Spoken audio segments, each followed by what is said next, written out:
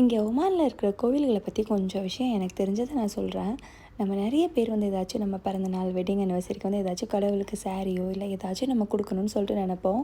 So நானும் அதே மாதிரி என்னோடய வெட்டிங் அனிவர்சரிக்காக நான் வந்து கடவுளுக்கு சாரீ அப்புறம் வேஷ்டி துண்டெல்லாம் எடுத்து சாத்தணும்னு சொல்லிட்டு நான் ப்ரே பண்ணியிருந்தேன். அதோட வழிமுறைகள் தான் நம்ம பார்க்க போகிறோம். ஃபஸ்ட்டு போகிறது வந்து பார்த்திங்கன்னா கிருஷ்ணா டெம்பிள். இங்கே வந்து பார்த்திங்கன்னா நாளே கொண்டு போய் கொடுத்துருங்க. அப்போ தான் வந்து மறுநாள் காலையில் நம்ம கரெக்டாக அந்த பூஜை டயத்துக்கு போகும்போது வந்து நமக்கு முன்னாடி வந்து அந்த சேலையெல்லாம் சாத்தி நல்லா வந்து அழகாக சாமியை அலங்காரம் பண்ணி வச்சுருப்பாங்க. அதுக்கப்புறம் நம்ம ஆரத்தியை பார்த்துட்டு கிளம்பி வர வேண்டியதான். பிரசாதம் கொண்டு போகிறீங்கன்னா நீங்கள் போகும்போது கொண்டு போனால் போதும். உங்களுடைய ஒரு நல்ல நாள் அன்றைக்கி கொண்டு போனால் போதும். அடுத்து வந்து பார்த்திங்கன்னா இப்போ நம்ம சிவன் டெம்பிளை பற்றி பார்ப்போம். இங்கே வந்து ஆஞ்சநேயருக்கு வடமாலை சாத்துறது ரொம்ப ஃபேமஸானது. சிலர் வந்து கடையிலேயே கூட வாங்கி கொடுப்பாங்க. நீங்கள் வீட்லேயும் வேணால் பண்ணிக்கலாம்.